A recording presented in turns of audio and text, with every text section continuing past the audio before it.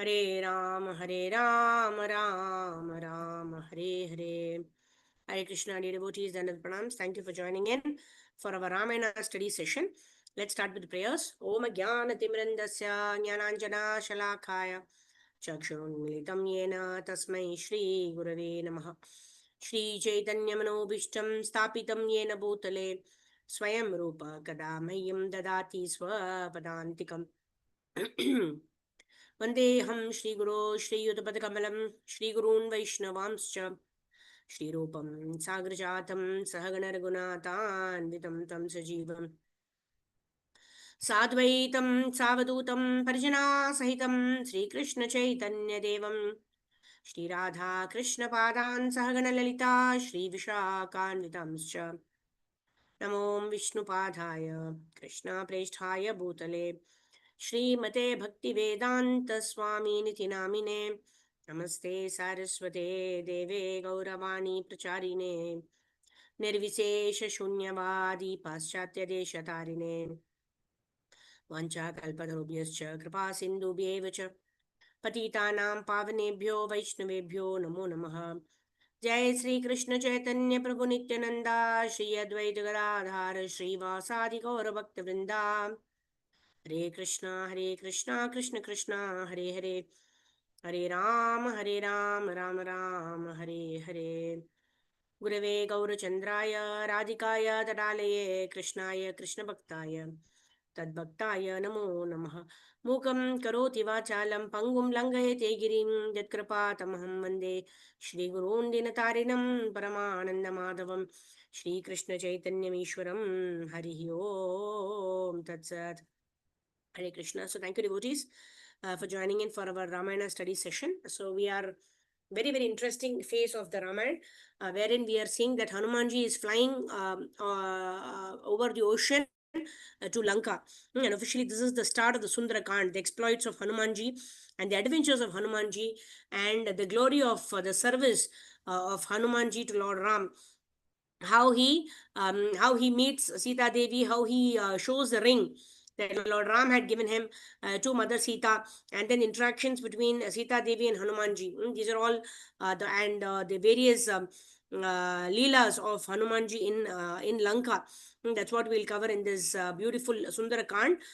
It is said that this hearing of the Sundarakand or reading this Sundarakand gives a lot of pleasure to Lord Ram, because this glorifies Hanumanji's efforts, Hanumanji's devotional service unto the lotus feet of Lord Ram.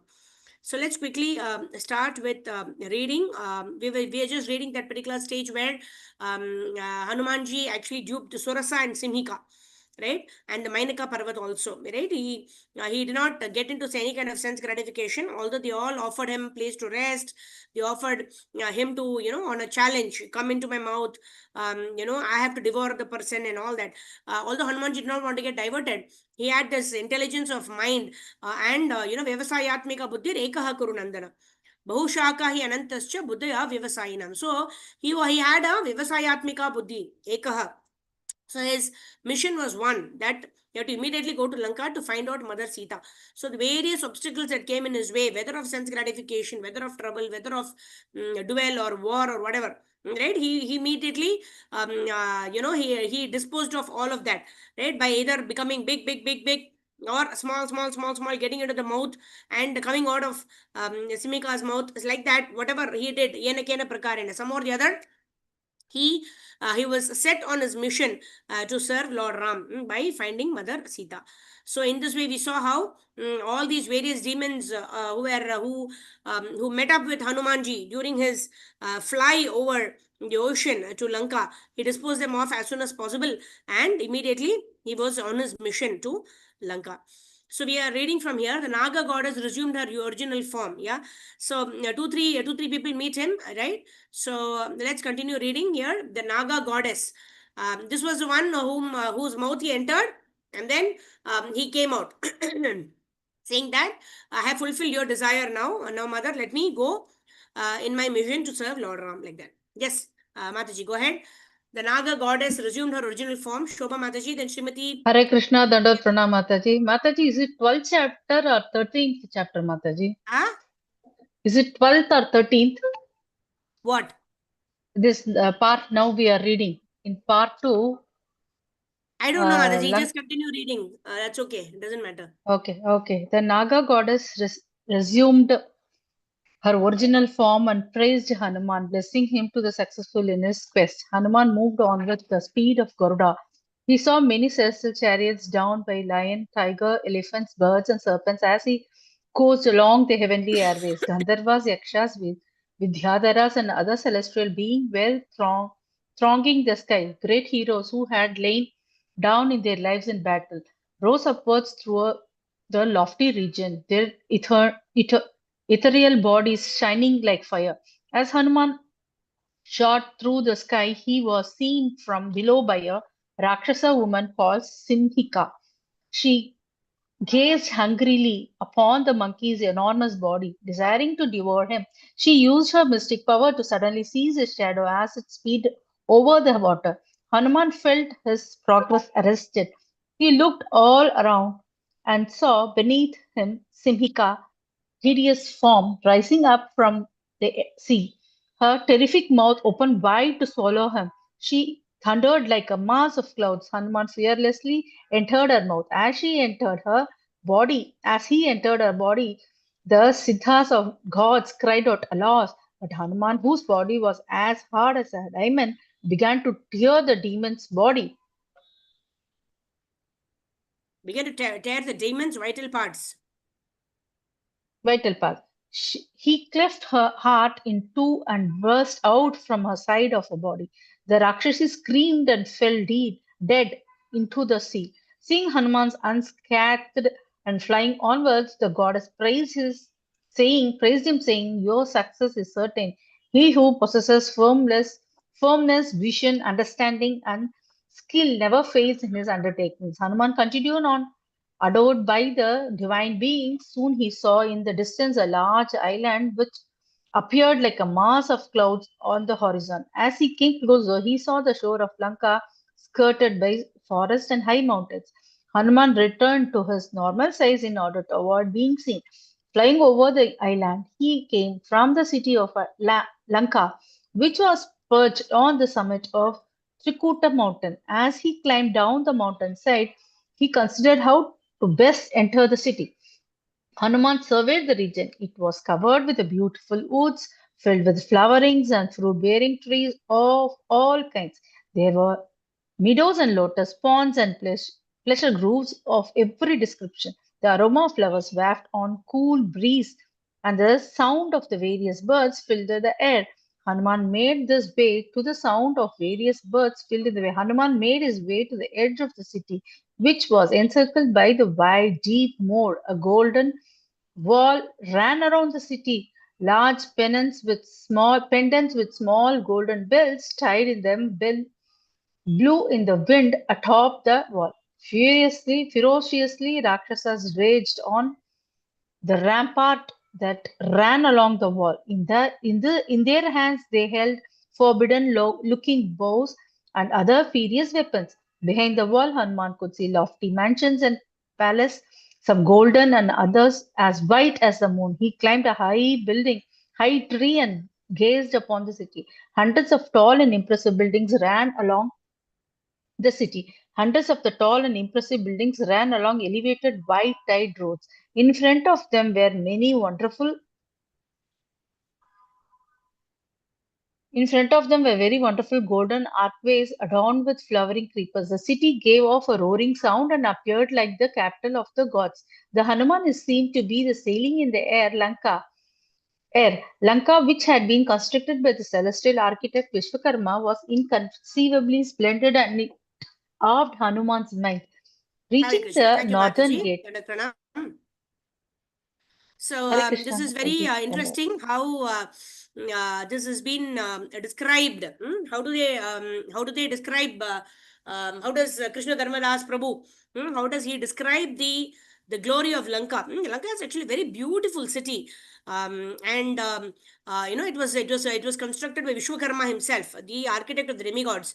But then what is happening, because it was ruled by Ravana, who's more into sense gratification, who does not regard the Supreme Personality of Godhead, does not respect the Supreme Personality of Godhead, right? What was such a beautifully constructed, wonderful city like Lanka, right? Even by the celestial architect Vishwakarma, everything is going to get destroyed, right? Everything has to be utilized in the service of the Lord. If it is not utilized in the service of the Lord, then ultimately everything is going to get destroyed, right? This material world is of such, right? This entire creation is temporary and is for the purpose of our reformation. If we don't utilize this for the purpose of reformation, or for the purpose of making ourselves reawaken our love for the Lord, then everything is going to be destroyed in any case. But then we will not be able to take advantage of this human form of life. We will not be able to take advantage of the association of devotees, right? If we live our life like cats and dogs, we will prepare our life for the next type of birth like a cat or a dog, right? Ahara nitra bhayamaiturnam cha सामान्यमेकं पशुभिर्नराणां धर्मो एको अधिको विशेषो धर्मेण हीनां पशुभिर समानम, right? If we don't understand the goal of our human form of life is to reawaken our love for the Supreme Lord, we are going to we are actually indirectly desiring a life for uh, uh, of a dog or a hog. That's what we are preparing ourselves. If we don't utilize the human form of life and we live like if we live the life of a cat or a dog, then we are requesting the Lord to give me a cat or a dog's body. However, this is an opportunity. This human form of life is an opportunity. Dharmo eko adhiko vishesho. What is that adhika vishesha? What is that additional facility that a human being has? The human being has the power of inquiry. The human being has the power to perform devotional service. So in this way, the human being is able to perfect his life and go back home, back to Godhead, right? And we see Hanumanji, right? Although a monkey, right? Hanumanji is such a pure devotee of the Lord that, he's seeing the glory of Lanka. At the same time, he's not getting distracted by anybody's glories, anybody coming to fight with him. He's just fixed on his devotional service to the Lord. So like that, we also have so many responsibilities, so many problems, everything going wrong in our life, right? But then in our heart, just like Prabhupada talks about a lover, a person who has a beloved, right? What does she do? She does her household work in such a wonderful way that there is no reason for complaint of anybody. But in her heart is always given to her lover, who is Lord Sri Krishna. So in our heart, we have to keep Lord Sri Krishna as a center of our attention, our attraction, our devotion, right? And together we have to perform our swadharma, right, with the best possible attention, right? Because how we perform our swadharma and sanatana dharma, the consciousness with which we prepare, which we do our swadharma and sanatana dharma, determines our future destination. See, our current, whatever is happening in our life, is a result of the past, is a result of the reactions of the past karmas that we've done, the reactions of the past desires. But then now we have the free will. Now we have a choice how we respond to those situations, how we fine tune our life right now to always remember Krishna, never forget Krishna, perform all our activities for the pleasure of the Lord, not accumulate any further karma, perform only a karma for the pleasure of the Lord. Then definitely we will land ourselves in better situations from where we can advance further in devotional service. So the best thing that we can do right now is utilize our free will properly and always remember Krishna and never forget Krishna. Okay, Srimati Shama Mataji, please go ahead. Reaching the northern gate. Hare Krishna Mataji, pranams. Pranam. Reaching the northern gate, Hanuman sat in thought. He looked upon Lanka, which was guarded by innumerable gallant and terrible Rakshasas, as one might view a cave full of venomous serpents. As he gazed up at the high wall, Hanuman reflected, how would the monkeys ever overpower this city? For a start, only he, Sugriva and Angada and Neela, the monkey children, could even cross the ocean and reach there. Then they would only be four against an uncountable horde of Rakshasas, headed by the invincible Ravana himself. What would they do? Hanuman decided to first find Sita and ensure that Sita was safe. After all, those were his instructions. Those were his instructions. Then he would consider further action. He pondered deeply how to go about searching for the princess and yet not be discovered. Having taken such a great leap over the ocean, he did not want to fail now. I would be best to enter the Lanka. It would be best to enter Lanka under the cover of darkness in an inconspicuous form. Hanuman decided to wait until sunset and enter the city as a small monkey. Going from house to house, he would locate Sita and then decide how to approach her. That night, the full moon rose in a clear sky. appearing like a swan swimming in a lake. Hanuman stood up, ready to enter the city. As he approached the wall, however, the preceding deity of Lanka came before him. She was fierce and ugly, and she gave out a horrible yell. It a discordant voice. She asked Hanuman, "Who are you, trying to cowardly enter this city? You shall never be allowed to pass by me, O monkey." Hanuman cared little for the Rakshasa goddess. She did not. He did not reveal his name, but rather asked her to first identify herself. She replied in harsh tone that she was Ravana's servant. She guarded Lanka and would now kill Hanuman for his insolence in trying to assail the city. Hanuman stood as firm as a mountain. He replied that he would enter the city no matter who tried to prevent him. The Rakshasi immediately struck him with her hand. Unmoved by that blow and becoming furious, Hanuman clenched his fist and hit her back without uh, hit her, but without his full force, as she was a woman. Nevertheless, struck by Hanuman, the demon goddess fell prostrate to the ground. After some moments, she recovered and begged Hanuman to spare her. She revealed to Hanuman that Brahma had told her the end of Rakshasas could come soon after she was overpowered by a monkey. That time had clearly arrived. The words of Brahma could never prove false. The time for the destruction of Ravana and Rakshasas are nigh. The Rakshasi told Hanuman to proceed into the city, and then she disappeared. Hanuman assumed a form no bigger than a cat. Springing up, he climbed over the outer wall and began to penetrate the city. He moved along the main road, which was lit by celestial gems studding the golden archways along its sides. The road was covered with brightly colored flowers. In the houses, he heard sounds of laughter and music, as well as the tingling of ornaments and jewels. Those houses had crystal entrances and verandas of coral and lapis lazuli. They were um, adorned with golden images of thunderbolts and planets, and the lattice windows of gold embedded with diamonds, rubies, and emeralds. Hanuman went quickly from house to house, searching for signs of Sita. He saw many demons engaged in amorous activities in their houses with damsels resembling apsaras. In some places, they were groups of Rakshasas praising Ravana. In other places, some Rakshasas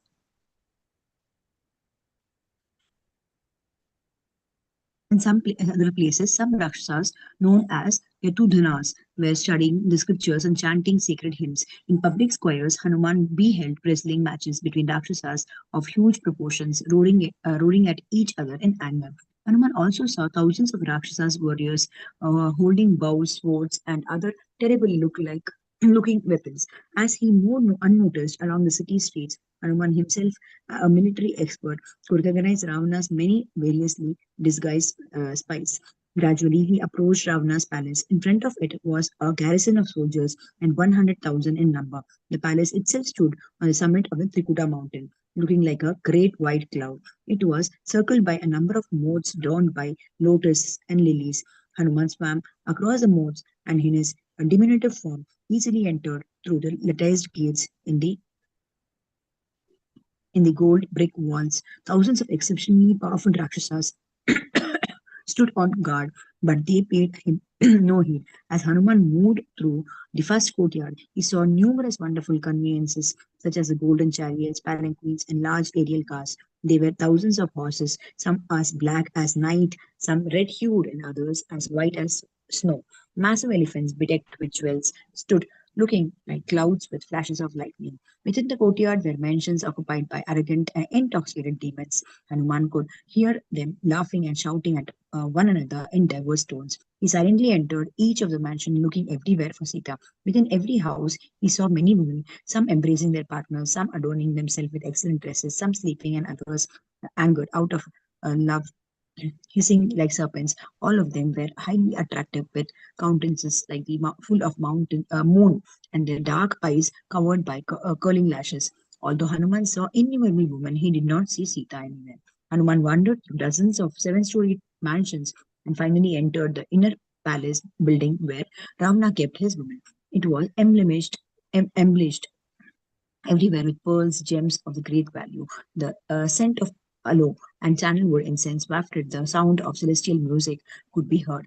Hanuman padded over the highly polished marble floor, which was spread with celestial textiles. The walls were made of gold, decorated with silver carvings studded with gems. Thousands of executively exclusively beautiful maidens moved about, the tingling gold ornaments sounding together like the gentle waves of seas. Adding to that delight, sound was the deep vibration of megas and kettle drums. And one considered Ravana's palace to be the ornament of Lanka. In some rooms, he found galleries of heavenly paintings and carvings of every kind. Sometimes the palace opened out a large grassy enclosure with ponds full of swans surrounded by blossoming trees full of peacocks and other colorful birds.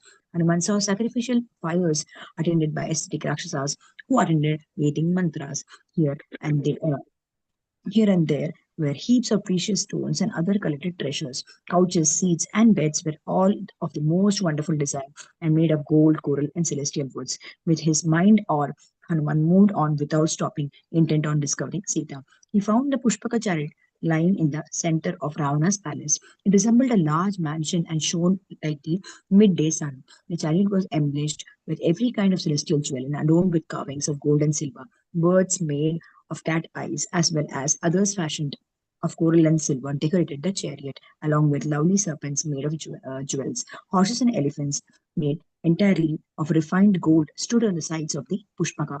There were also large gold and crystal pleasures houses containing many excellent seats. Golden stairways led up to platform radiant with sapphires and emeralds, garlands and wreaths of heavenly flowers hung everywhere. Seen on the spacious center floor of the chariot was a lotus pond in which a number of carved elephants stood, holding golden lotuses in their trunks and offering worship to a breathtakingly beautiful form of goddess Lakshmi. Hanuman was astonished to see the mountain-like chariot which hung suspended in the air. Monkey moved on quickly, searching Ravana's apartment, which covered 4 miles in breadth and 8 in length. Everywhere, everywhere, uh, everywhere were powerful Everywhere were looking, powerful yeah, looking everywhere were Rakshasas. powerful looking Rakshasas who held terrible weapons and looked alertly in all directions. By his powers of illusion, Hanuman kept himself invisible to all the guards. He then entered Ravana's personal bedchambers. Its floors was covered with slabs of crystal inlaid with figures made of ivory, pearls, diamonds, coral, silver, and gold. Large pillars of gems rose up to the roof, which was studded with innumerable jewels and looked like a star-spangled sky at night. On the walls were carvings of eagles with huge outspread wings. Murals depicting the heavenly planets hung there on the walls, and floors were covered with large silk carpets embroidered with designs of mountains, forests, and rivers. The odor of Right. celestial Thank you, Hare Krishna. Mataji. Pranams. Thank you. Hari Bol. Dandavat Pranam. So, what a waste of all of these wonderful, beautiful carvings and creations, right? Everything is going to be destroyed, right? When Hanumanji's fire would be, Hanumanji's tail would be set on fire. The first thing he will do is destroy the entire Lanka, except Ashok Vatika. The entire Lanka would be set on fire, right? So, if everything is not utilized in the service of the Lord, then what is the use of such beauty? What is the use of such fame? What is the use of such wealth? What is the use of such talents and skills if it's not utilized in the service of the Lord? It is all, it's but a waste of time and energy. If we don't utilize our time and energy in the service of the Lord or for the pleasure of the Lord, it is shrama eva hi kevalam. It is all useless labor, right? Taking our time and energy. But if we are utilizing it in the service of the Lord, then we are progressing in a devotional service. We are eternally benefiting ourselves, right? So an intelligent person will engage in the service of the Lord, utilizes energy, utilizes time in the service of the Lord, and because of that he will attain the eternal benediction of reawakening his love for the Supreme Lord. Otherwise we keep utilizing puna punas charvita charvananam, again and again we are like the sugarcane curd, right? Which is, the cow keeps on biting it, right? There is no juice from out of it, right? Like you have the sugarcane juice. Once the sugarcane juice is the essence is taken out of it, then as much as possible you put it into the sugarcane machine and it keeps grinding. There's nothing that is there, chakka, right? There's nothing that is there. There's no juice in that, right? So like that, we have utilized our human form of life so wastefully, so many lifetimes, simply trying to enjoy sense gratification, puna puna charvita, like chewing the cud without any rasa. But now in this human form of life, we have the association of devotees, we have Srila Prabhupada, we have ISKCON, we have Srila Prabhupada's books, You have the association of devotees. So this lifetime, at least, we should completely given to the devotional service of the Lord. Like Prabhupada told Bhakti Charu Swami Maharaj, right? At least this one lifetime, give it to Lord Sri Krishna. We have spent countless lifetimes wasting our time and energy, but let us use this lifetime in serving the Lord. Otherwise, this will also be wasted. And again, we have to start with ABC, and we have to start, with the 3 kilos and another human body. At least we'll get a human body because we have done some devotional service. But what does an intelligent man do? An intelligent man will try to perfect his or her life by engaging in the process of devotional service with utsahat, nischayat, and dhairyat. With enthusiasm, with patience, and with determination, we want to at least offer this one life to Lord Sri Krishna in his devotional service. Okay, Sudha Mataji, go ahead. The order of celestial foods reached Hanuman's nostrils. Hare Krishna Mataji pranams. Pranams, Mataji. The odor of celestial foods reached Hanuman's nostrils, calling him like a loved one, beckoning a dear relative. He felt all five senses being simultaneously attracted by the delights in Ravana's palace. The monkey considered that he had entered the highest abode of paradise. He compared it only to Indra's palace or the abode of Brahma himself. Fixing his mind upon his purpose like a consummate yogi meditating on the Supreme, Hanuman continued to search for Sita. As he went into each separate chamber, Hanuman saw many maidens looking like heavenly nymphs. They were half dressed and lying asleep, overpowered by intoxication and lovemaking. Adorned with jeweled girdles and anklets, they emitted a fragrance like lotus flowers. Their large lips, red like copper, parted slightly, showing rows of teeth that resembled pearls. Crushed garlands lay here and there, along with discarded silk raiments. The delicate limbed ladies lay with their clothes and necklaces thrown about, and other ornaments fallen to the floor by their beds. With their large, dark, lashed eyes closed, they looked like lotuses with their petals closed at night. To Hanuman, they appeared like a number of brilliant meteors fallen from heaven and united there in Ravana's chambers. Although Ravana's wives, who were daughters of Gandharvas, rishis, and powerful demons, were beautiful beyond compare, Hanuman considered them nothing in comparison to Sita. His mind did not waver even slightly from his mission upon seeing them. As he went by the sleeping maidens, he came to a prominent dais made of crystal and bedecked with precious stones. It appeared like a celestial structure with a large gold and ivory couch placed on it. Over the top of the brilliant couch hung a white canopy wreathed with garlands of lotuses and red ashoka flowers. Lying there fast asleep was Ravana himself. Hanuman saw he was extremely handsome with a complexion like a dark cloud. He was adorned with bright flashing earrings and clad in robes of gold and crimson. His limbs were smeared with red sandal paste, and he resembled a cloud reddened by the sunset and lit by flashes of lightning. Decorated with garlands and jewels, he seemed like Mount Mandara covered with clusters of trees and flowers. Hanuman looked with disgust upon the great demon who lay snoring like an elephant. He shrank back and gazed upon the demon from a distance. Ravana was only displaying one of his 10 heads and two of his arms. To Hanuman, those arms appeared to be a couple of large pie-hooded serpents lying asleep in a cave on Mount Mandara. They were well muscled and as thick as tree trunks, scarred from the many battles Ravana had fought with the gods. On his head, Ravana wore a brilliant diadem, and around his neck hung a string of pearls and gold chains. As the demon breathed out, the odor of liquor mixed with mango and nutmeg filled the room. At his feet were many youthful women. They had all fallen asleep in various positions, one of them hugging her veena, another seated with a small drum under her arm, and another clutching a pair of tambourines. Next to Ravana on the couch was a lady of astounding beauty, golden complexion with exquisitely formed limbs decorated with the best of jewels. Seeing her lying there, endowed with celestial splendor and the exuberance of youth, Hanuman thought for a moment that she might be Sita. Filled with delight, he leapt about, waving his arms and kissing his tail. Displaying his monkey nature, he frolicked around, climbing the pillars and dropping to the floor, pacing back and forth and flipping over again and again. Suddenly he paused and thought, this surely could not be Sita. Separated from Rama, the princess would never be able to sleep or eat or even adorn herself, nor would she consort with another man, even in her mind. even if he be the Lord of the celestials himself. None could equal Rama, that divine lady's beloved husband. Hanuman examined the sleeping maiden by Ravana's side closely. Her face showed no signs of grieving or sorrow. There was no doubt this could not be Sita. He moved on quickly, keener than ever to locate the princess. He continued searching Ravana's vast bedchamber. There were thousands of women lying everywhere. All of them were beautiful and adorned with blazing golden ornaments. Hanuman saw tables spread with every kind of food and drink placed in gold and crystal vessels. The floor was strewn with celestial flowers and looked most charming, shedding a bright luster into that great hall.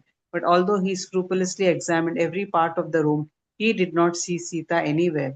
As Hanuman looked upon the many semi-clad women, he felt a grave misgiving.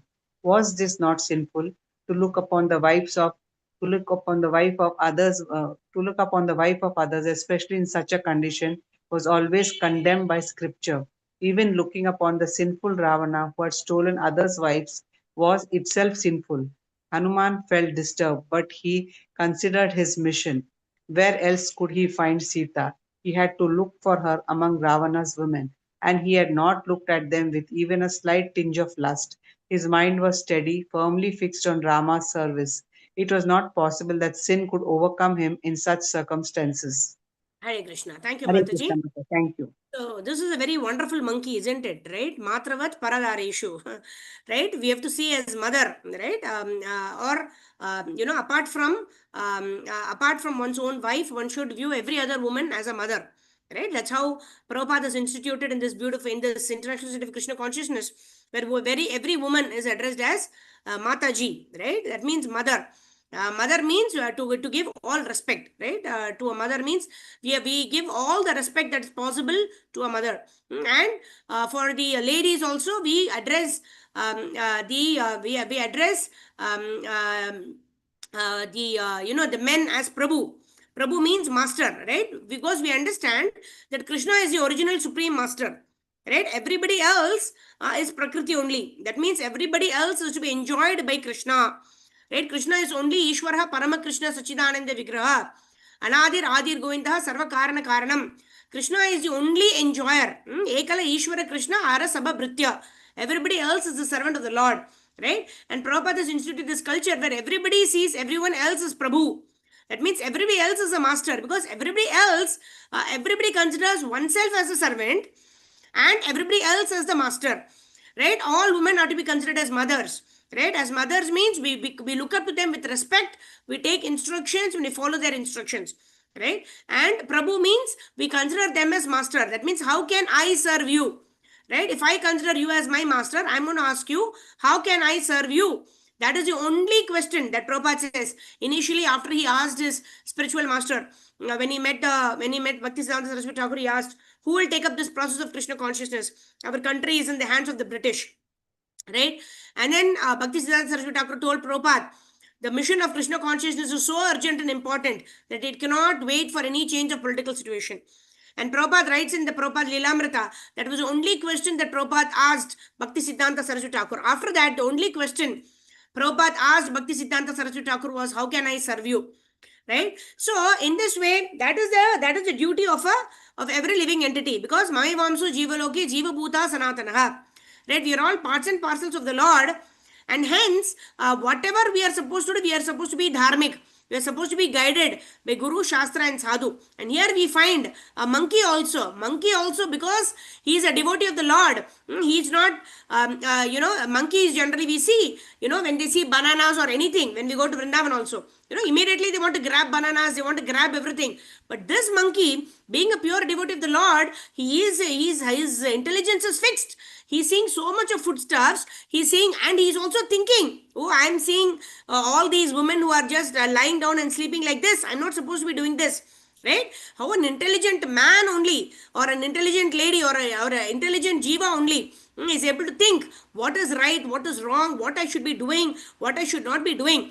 But simply if one becomes a devotee of the Lord, right? That's why it is said, Yatra Deve Tatha Guru, right? One who surrenders to the Lord, even if he be a Chandala, a dog eater, even if he be of the lowest class, a Shudra, Right? Similar, immediately they can be elevated to the highest level of Shuddha Sattva, provided one surrenders unto the lotus feet of Guru and Gauranga. One surrenders unto one's spiritual master. And of course, Srila Prabhupada is our eternal preeminent Siksha Guru for everybody who's part of ISKCON. So if we simply follow Srila Prabhupada's instructions, we'll be very clear what to do, what not to do, how to live our life in a way that's pleasing to our Gurus. And in this way, we will be able to take the right decisions in our life and go back home, back to Godhead. All right, let's quickly go ahead. I could not contain myself. How Hanumanji is, although being a monkey, look at his thoughts. I want to be eternally serving the Lord, and for that he's also doing those things. Right? Sometimes we have to do a seva which we do not like. But we have to have this consciousness that I'm doing it for the pleasure of the Lord. It is not for my pleasure. Right? Sometimes I've heard devotees say, "Aaj maja nahi aaya japa karne mein." It's not for our maza we are doing japa, right? We want to give pleasure to the Lord. If Lord Krishna is pleased, then we will automatically be pleased. Otherwise, we will never derive any pleasure from any activity of this material world, as long as we are doing it for sense gratification. Because the purpose of our creation is to give pleasure to the Lord. Otherwise, we will have frustration throughout. Okay, let's move ahead. Kripamai Sita Devi Mataji, please go ahead. Feeling Thank you, reassured. Mataji. Thank you, Mataji. Haribol. Yes, ma'am. Sandasana. Feeling Wonderful. reassured but simultaneously despondent at not finding Sita, Hanuman came out of the bedchamber. Where should he look now? How could he return without finding Sita? What would he say to Sugriva and Rama when they asked him, What did you accomplish upon reaching Lanka? Maybe that sorrowful lady had died of grief, or perhaps the Rakshasa had devoured her. The Hanuman could not bear such thoughts. He had to keep looking. If he could not find Sita, then he would fast until death. Thinking in this way, he went along the paths outside the palace. As he walked, he saw ahead of him the palace gardens. He had not been there searched. Hanuman prayed to the gods that he might at last succeed in finding Sita. He paused as he reached the gardens and thought of Rama. Thrilled at the prospect of finding the princess, he leapt up onto the top of the surrounding wall. From his vantage point, Hanuman surveyed the lovely grove, which was lit by the moon. A sweet fragrance reached his nostrils as he looked over the large enclosure. He saw blossoming trees of every kind, as well as silvery creepers and golden shrubs. Flowers grow everywhere along the sides of immaculate lawns. Peacocks and parrots perched on the trees, along with many other varieties of colorful birds. Hanuman ran quickly along the wall, carefully examining the gardens. He jumped from tree to tree, and they shed their flowers, making the earth appear like richly adorned women. As he leapt, he awoke flocks of birds who flew upwards, shaking the branches of trees and showering Hanuman with blossoms. Hanuman moved impetuously, anxious to find Sita. He saw ponds of different shapes, full of lotuses and sleeping swans. They were bathing pools with golden steps leading down to them, and banks of fine sand made entirely of crushed pearls. Rivulets ran between silver trees covered over by flowers of gold. Fruits such as Hanuman had never seen hung from the box of the trees. Everywhere the monkey looked, he was wonderstruck at the opulence. In the center of the garden, he came on a large sim-shaped tree. He climbed on its top and to its top and gazed around in all directions, eager to catch sight of Sita. At a distance away, he saw a temple situated in a large grove of Ashoka trees. Those trees, with their thousands of bright and red blossoms appearing in every season, seemed as though made entirely of flowers. Simply by looking upon those splendid trees, a man would feel his grief dispelled. The lofty temple amid the trees was standing on 1,000 marble pillars. It looked like Mount Kailasa. Shiva's glorious abode. Steps of coral rose up to a large terrace of refined gold. Hanuman Hare spotted Krishna. women. Yes, thank you, Mataji. Chitra Krishna Sevini Mataji, you want to read? We have last 5 Thank you. minutes. Quickly, Thank you, one Mataji. paragraph, both of you can read. Thank you, Dandot Hare Mataji. Krishna Mataji. Thank you. So now Hanumanji is reaching Ashoka Vatika. Now he is seeing Sita Devi near the temple. Yes, go ahead. Mataji. Hanuman spotted a woman lying near the temple. She was surrounded by Rakshasas and tossing about on the ground. Hanuman leapt through the trees to take a closer look. The woman was clad in soiled garments, but she was beautiful, like a diamond covered in dust. His slender the body was smeared with dirt. She lay repeatedly singing and seemed distraught, her face streaked with tears. This was surely Sita. Hanuman felt his heart leap with joy, but it was agony to see her in such a wretched condition, appearing in every way like eclipsed moon. Although fallen to the ground and weeping, she spread about her a golden luster, enmeshed in a mighty web of grief. She seemed like a flame intertwined by smoke. Her dark eyes, with their long black lashes, darted about helplessly, like those of a fawn snared by a hunter. Hanuman gazed upon her. He recognized the celestial yellow garment he had seen waving in the breeze, and Ravana had passed over the Rishimukha. This was undoubtedly the lady seized by that demon. The monkey gazed with sorrow at the princess. How powerful and inscrutable was destiny! Sita was the daughter of a king and his wife of an invincible hero. Yet she was now suffering torment. She was gentle, kind, and always virtuous, and undeserving of any pain. How then had she been placed in such a terrible circumstances? It was inconceivable. Hanuman thought, Thank you, Hare Mataji. Krishna Mataji. Thank you, Mataji. Thank you. So I don't see Vrishabhanu Mataji's hand up. So okay, probably tomorrow Mataji can read. So this is how Hanumanji first finds Sita in Ashoka Vatika, and he understands by merely seeing her. He understands that this beautiful princess must be Sita, right? And also we see here that everybody the acharyas explain that Sita Devi actually represents a jiva, right? That when a jiva is enamored by this, like Sita Devi got enamored by the Marichi, right? The deer, and she wanted the deer at all costs. She sent Rama, right? And Lakshman had put Lakshman Rekha, but she crossed over that also and gave this arms to that Ravana. So she was actually abducted. So in this way, we have to always be under the shelter of our gurus. If we pardi or if we cross the Lakshman Rekha, which is the instruction of our spiritual master, then we will also succumb ourselves to situations of misery and distress. This is the learning that we learn, that we have to always live our life in accordance with the guidance of Guru, Shastra, and Sadhu. So with this, we end our session here.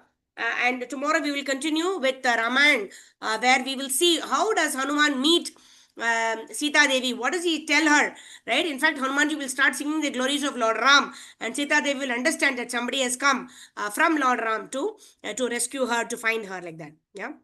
So Raghupati Raghav Raja Ram Patita Pavan Sita Ram Sita Ram Jaya Sita Ram Sita Ram Jaya Sita Ram Sita Ram Jaya Sita Ram Sita Ram Jaya Sita Ram Raghupati Raghav Raja Ram Patita Pavan Sita Ram Jaya Jaya Prabhupada Prabhupada Gurudev Gurudev Nitai Gaur Hari Bol Hari Bol Hari Bol Hari Bol Srila Prabhupada की जय, ग्रंथराज श्रीमद् रामायण की जय, सीताराम लक्ष्मण शत्रुघ्न हनुमान जी की जय, निताय गौर प्रेमानंदे,